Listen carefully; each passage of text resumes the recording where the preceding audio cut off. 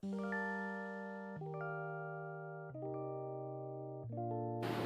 Hi everyone, welcome back to the channel. तो आज इस वीडियो में मैं कवर करने जा रहा हूँ बैटल्स फॉर द हेवेंस की मांगा का चैप्टर नंबर 1, जिसका नाम है ए जीनियस नो मोर।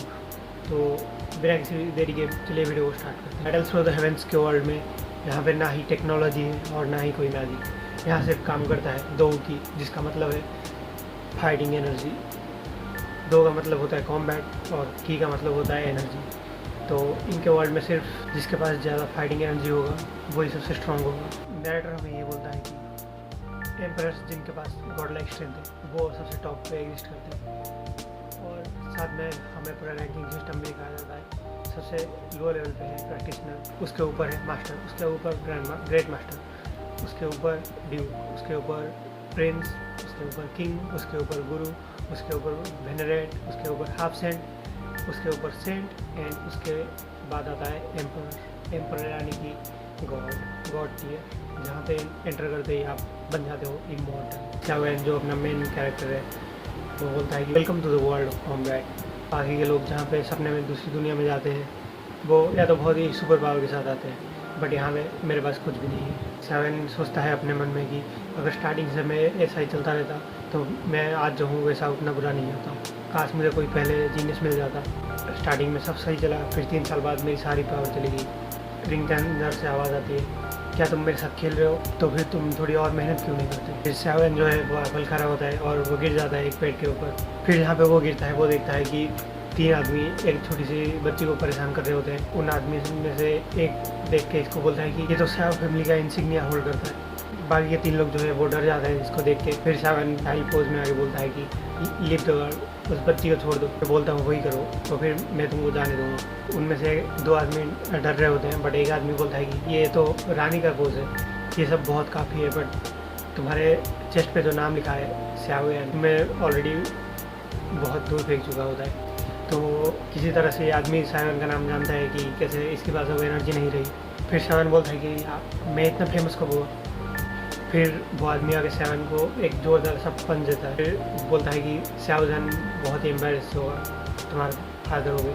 सेवन को वो पंच बहुत ही ज़ोर से लगता है। वो तीनों मिलके इसको अटैक करते हैं, जहाँ पे बोलते हैं कि तुम लूज़र, तुम हीरो बनने का ट्राई कर रहे थे, भाग में जाओ। फिर सेवन बोलता है कि भाग जाओ तुम लोग यहाँ से। फिर वो तीनों वो उस बच्चे को भी पकड़ लेते हैं कि तुम कहाँ भाग रही थी।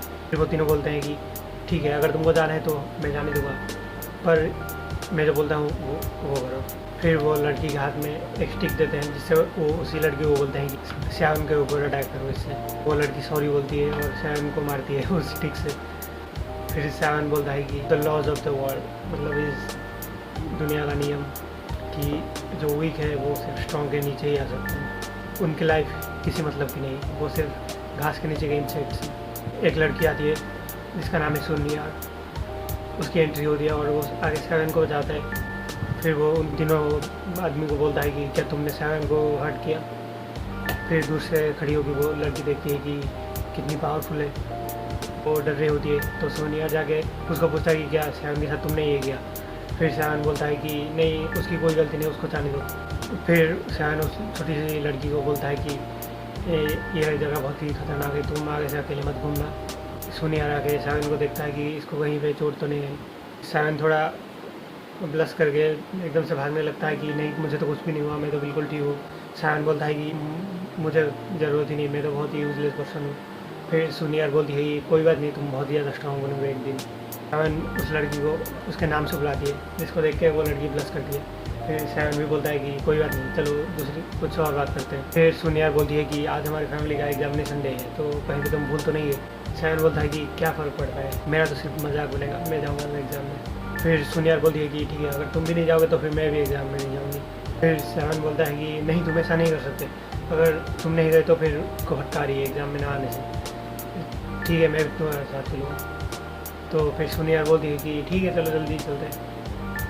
फिर हम आते हैं एग्ज़ाम सेंटर में, जहाँ पे वहाँ पे उनका 2 एनर्जी चेक होने वाला है। फिर सेवन और सुनियर वहाँ पे एंट्री मारते हैं, जहाँ पे आसपास लोग खड़े होकर बोलते हैं कि ये लूज़र फिर से लेट आ रहा है, इसकी हिम्मत कैसे हुई, इसने सुनियर का हाथ पकड़ा। फिर बोलते हैं कि अगर सुनियर लेट है तो ये सिर्फ इसकी वजह से है।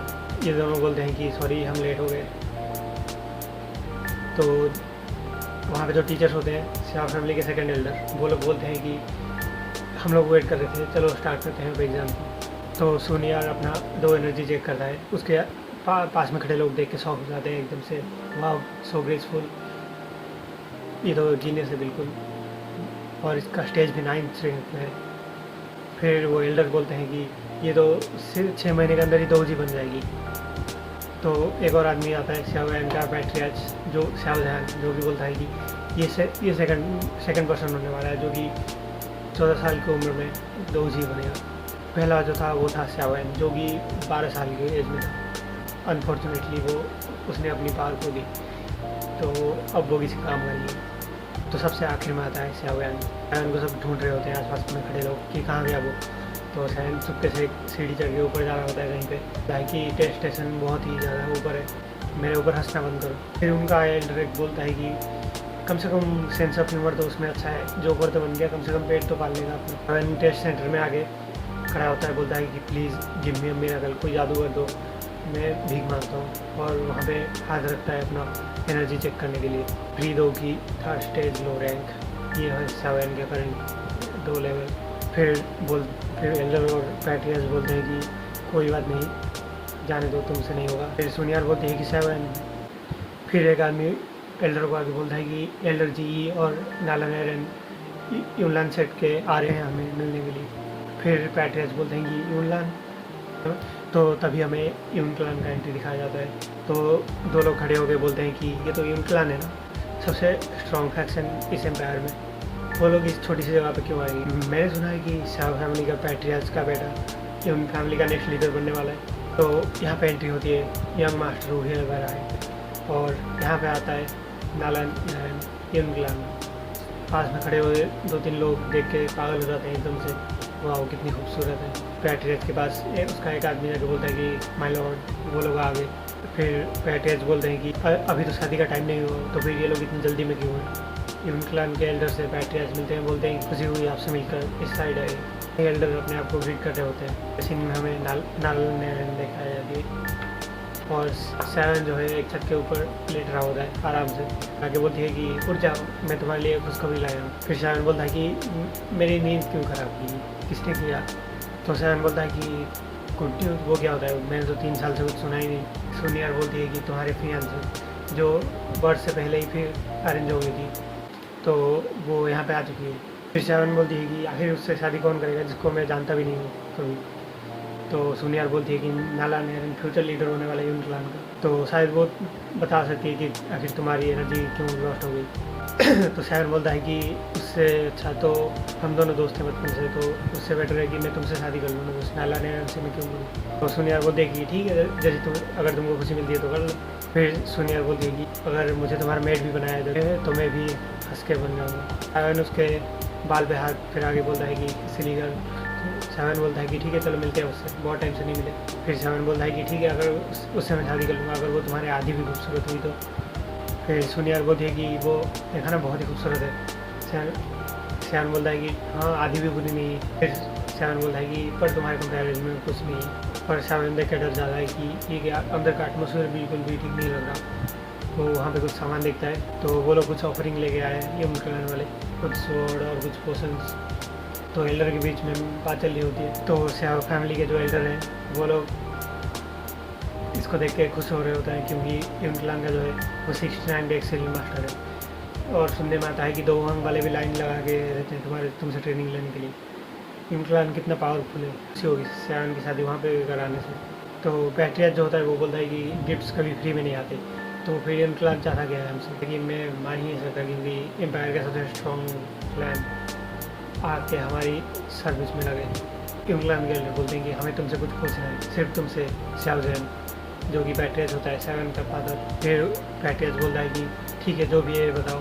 तो हम अपने क्लान के लिए एक फेवर मांगने आए हैं। नालन एरन जो कि फ्यूचर लीडर बनने वाली है हमारे क्लान की, तो वहीं पे नालन एरन बैठी होती है, जो कि बोलता है कि अगर आप नहीं बोल सकते तो फिर मैं बोलती हूँ। फिर नालन एरन बोलती है कि पैट्रियार्च माफ़ कर देना, बट हम यहाँ सिर्फ एक ही मकसद से आए हैं, और वो है कि एंगेजमेंट को कैंसिल करने की। मैं अपनी एंगेजमेंट कैंसिल करना चाहती हूँ।